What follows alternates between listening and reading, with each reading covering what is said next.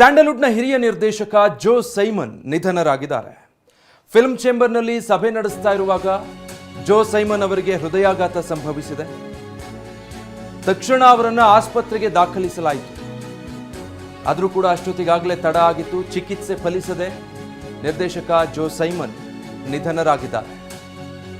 ಕಳೆದ ಹಲವು ವರ್ಷಗಳಲ್ಲಿ ಕನ್ನಡ ಚಿತ್ರರಂಗಕ್ಕಾಗಿ ಸಾಕಷ್ಟು ಸೇವೆ ಸಲ್ಲಿಸಿದಂಥ ಹಿರಿಯ ನಿರ್ದೇಶಕರು 100ಕ್ಕೂ ಹೆಚ್ಚು ಸಿನಿಮಾಗಳಲ್ಲಿ ತಮ್ಮನ್ನು ತಾವು ತೊಡಗಿಸಿಕೊಂಡು ಕನ್ನಡ ಚಿತ್ರರಂಗಕ್ಕೆ ಹಲವು ಸ್ತರಗಳಲ್ಲಿ ತಮ್ಮ ಕೊಡುಗೆ ಕೊಟ್ಟಿದ್ದಾರೆ.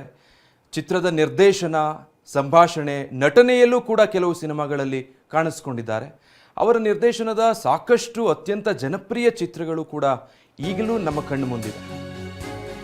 ತಮ್ಮ ಮೊದಲ ಚಿತ್ರದಲ್ಲೇ ರಜನಿಕಾಂತ್ಗೆ ನಿರ್ದೇಶನ ಮಾಡಿದಂಥ ಖ್ಯಾತಿ ಅವರದ್ದು. ಒಂದು ಪ್ರೇಮ ಕಥೆಯಲ್ಲಿ ರಜನಿಕಾಂತ್ ಅವರು ಕೂಡ ನಟಿಸಿದ್ರು. ನಿರ್ದೇಶನದ ಜೊತೆಗೆ ಕತೆ, ಚಿತ್ರಕಥೆ, ಸಂಭಾಷಣೆ ಎಲ್ಲ ಆಯಾಮಗಳಲ್ಲೂ ಕೂಡ ಕೆಲಸ ಮಾಡಿದ್ರು. 30ಕ್ಕೂ ಹೆಚ್ಚು ಚಲನಚಿತ್ರಗಳಿಗೆ ನಿರ್ದೇಶಕರಾಗಿ ಕೆಲಸ ಮಾಡಿದ್ರು. ಬಹಳ ಖ್ಯಾತಿ ಹೊಂದಿದಂತಹ ಸಿನಿಮಾಗಳು ಸಾಹಸ ಸಿಂಹ, ನ್ಯಾಯ ಗೆದ್ದಿತು ಮತ್ತೆ ಪ್ರೇಮಜಾಲ, ರವಿವರ್ಮ, ಊರಿಗೆ ಉಪಕಾರಿ ಸೇರಿ ಹಲವು ಸಿನಿಮಾಗಳ ನಿರ್ದೇಶನ ಮಾಡಿದರು. ಪ್ರತಿನಿಧಿ ಮಂಗಳ ನೇರ ಸಂಪರ್ಕದಲ್ಲಿ ನಮ್ಮನ್ನ ಜಾಯಿನ್ ಆಗ್ತಾ ಇದ್ದಾರೆ. ಇದಕ್ಕೆ ಸಂಬಂಧಪಟ್ಟಾಗಿ ಮಾಹಿತಿಯನ್ನ ಕೊಡ್ತಾರೆ. ಮಂಗಳ, ಕೇಳ್ಪಟ್ಟ ವಿಚಾರ ಮೀಟಿಂಗ್ ನಡೀತಾ ಇತ್ತು, ಆಗ್ಲೇ ಹೃದಯಾಘಾತ ಆಗಿದೆ ಅಂತ ಏನೇನು ಗೊತ್ತಾಗ್ತಾ ಇದೆ ಮಂಗಳ?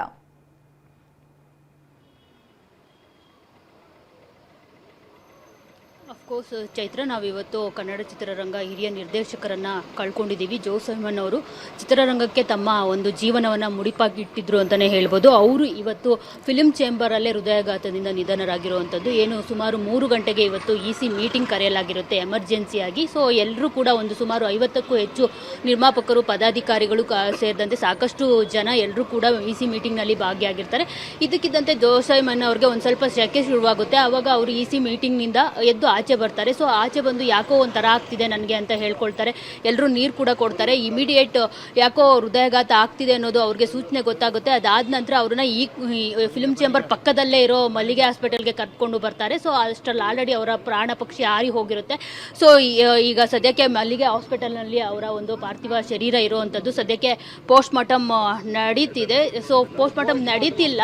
ಸೊ ಸದ್ಯಕ್ಕೆ ಅವರ ಪಾರ್ಥಿವ ಶರೀರವನ್ನು ಮಲ್ಲಿಗೆ ಹಾಸ್ಪಿಟಲ್ನಲ್ಲಿ ಇಡಲಾಗಿರುವಂಥದ್ದು. ಸೊ ಇವತ್ತು ಏನು EC ಮೀಟಿಂಗ್ನಲ್ಲಿ ಸಾಕಷ್ಟು ಜನ ನಿರ್ಮಾಪಕರು, ಕೆ ಮಂಜು ಅವರಾಗಿರ್ಬೋದು, ಫಿಲ್ಮ್ ಚೇಂಬರ್ ಮಾಜಿ ಅಧ್ಯಕ್ಷರಾದ ನರಸಿಂಹಲು ಅವರಾಗಿರ್ಬೋದು, ಮತ್ತು ಸುರೇಶ್ ಅವರಾಗಿರ್ಬೋದು, ಎಲ್ಲರೂ ಕೂಡ ಭಾಗಿಯಾಗಿದ್ದರು. ಸೊ ಅವರೆಲ್ಲರೂ ಕೂಡ ಪ್ರತ್ಯಕ್ಷದರ್ಶಿಗಳು. ಎಲ್ಲರೂ ಕೂಡ ಅವ್ರನ್ನ ಕರ್ಕೊಂಡು ಬಂದು ಇಮಿಡಿಯೇಟ್ಲಿ ಹಾಸ್ಪಿಟಲ್ ಜಾಯಿನ್ ಮಾಡಿದ್ದಾರೆ. ಆದರೆ ಕೂಡ ಅವ್ರನ್ನ ಉಳಿಸ್ಕೊಳ್ಳೋದಕ್ಕೆ ಆಗಿಲ್ಲ.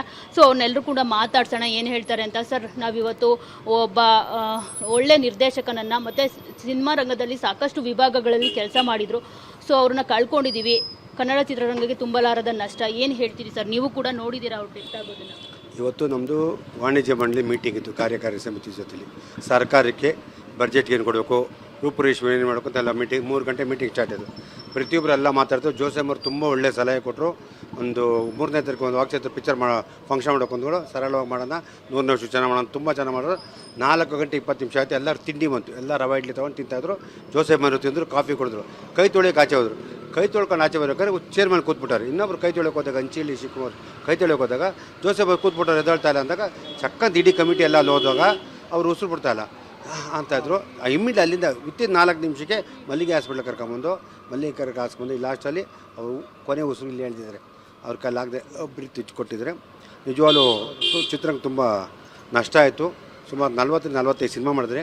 ಅವರು ಮಾಸ್ ಡೈರೆಕ್ಟ್ರು, ಹೈಯೆಸ್ಟ್ ವಿಷ್ಣುವರ್ಧನ್ ಸಿನಿಮಾಗಳು ಮಾಡಿದ್ರೆ. ಇವತ್ತು ನಮ್ಮ ಜೊತೆ ನಗನಾಗ್ತಾಯಿದ್ದು, 80 ವರ್ಷ ಖುಷಿಯಾಗಿದ್ದು, ಯಾವುದು ಇಲ್ಲದಲೇ ವಿವಾದ ಇಲ್ಲದಲೇ ಹೋದಂಥ ಒಂದು ಪ್ರಾಣ ಪಕ್ಷಿ ಇವತ್ತು ಆರೋಗಿದೆ. ನಮ್ಮ ಚಿತ್ರರಂಗ ತುಂಬ ನಷ್ಟ ಆಗಿದೆ. ಅಭಿಮಾನಿಗಳಂತೂ ವಿಷ್ಣುವರ್ಧನ್ ಸಿನಿಮಾನ ಎಷ್ಟು ಹೈಯೆಸ್ಟ್ ಮಾಡ್ತಿದ್ರು ಅಂದರೆ ಹೈಯೆಸ್ಟ್ ಮೋಸ್ಟ್ಲಿ ಜೋ ಸೈಮನ್ ಮಾಡಿದ್ದು ಹೇಳೋಕ್ಕಾಗುತ್ತೆ.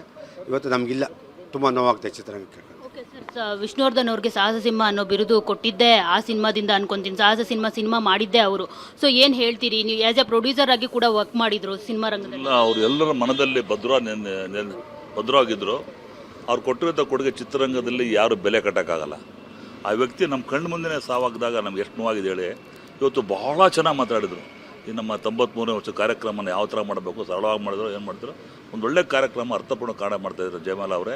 ತಮಗೆ ಒಳ್ಳೇದಾಗಲಿ ನಾವಂತ ಎಲ್ಲರೂ ಸಪೋರ್ಟ್ ಮಾಡಿ ತುಂಬ ಎಲ್ಲರೂ ನನಗೂ ಖುಷಿ ಆಯಿತು. ನಾನು ಮೀಟಿಂಗಲ್ಲಿ ಮಾತಾಡಿದೆ ನೋಡಿ, ನಾಗಣ್ಣ ಅವರು ಮಾತಾಡ್ಬೇಕಾರೆ ಅವರು ಚಿತ್ರರಂಗದ ಬಗ್ಗೆ ನಮ್ಮ ನಿರ್ಮಾಪಕರ ಸಂಘ ಬಗ್ಗೆ ವಿತರಕರ ಬಗ್ಗೆ ಎಷ್ಟು ಗೌರವ ಇದೆ ಡೈರೆಕ್ಟ್ರು. ಒನ್ ಬಿಟ್ಸ್ ಕೈಂಡ್ ಅಂತ ಹೇಳ್ಬೋದು. ಅಂಥ ವ್ಯಕ್ತಿ ಇವತ್ತು ನಮ್ಮ ಕಣ್ಣು ಮುಂದೆ ಇತಿಹಾಸದಲ್ಲೇ, ನಮ್ಮ ಚಿತ್ರರಂಗ ಇತಿಹಾಸದಲ್ಲೇ ಯಾವ ಮೀಟಿಂಗಲ್ಲೂ ಈ ಥರ ವಾತಾವರಣ ನೋಡಿಲ್ಲ. ನಮ್ಗೆ ಎಲ್ರಿಗೂ ತಡ್ಕೊಳಕ್ಕೆ ಆಗ್ತಾ ಇಲ್ಲ. ನೀವು ಕೂಡ ಫಿಲ್ಮ್ ಚೇಂಬರ್ ಅಧ್ಯಕ್ಷರಾಗಿದ್ರಿ, ಯಾವತ್ತೂ ಕೂಡ ಈ ಥರದ್ದೊಂದು ಘಟನೆ ನಡೆದಿರಲಿಲ್ಲ. ಇಲ್ಲಮ್ಮ, ಮೊದಲನೇ ಬಾರಿ ನಮ್ಮ ವಾಣಿಜ್ಯ ಮಂಡಳಿ ಹಿಸ್ಟ್ರಿಯಲ್ಲಿ 80 ವರ್ಷದಲ್ಲಿ ಇದೇ ಫಸ್ಟ್ ಟೈಮ್ ಮೀಟಿಂಗ್ ನಡೀತಾ ಇದ್ದಾಗ ಚೆನ್ನಾಗಿ ಮಾತಾಡಿ ಟಿಫನ್ ಮಾಡಿ ಕಾಫಿ ಕುಡಿದು ಹೊರಗಡೆ ಹೋದವರು ಅವ್ರನ್ನ ಬರೋಕ್ಕಾಗಿಲ್ಲ. ಎಸ್, ಥ್ಯಾಂಕ್ ಯು ಮಂಗಳ ಮಾಹಿತಿಗಾಗಿ.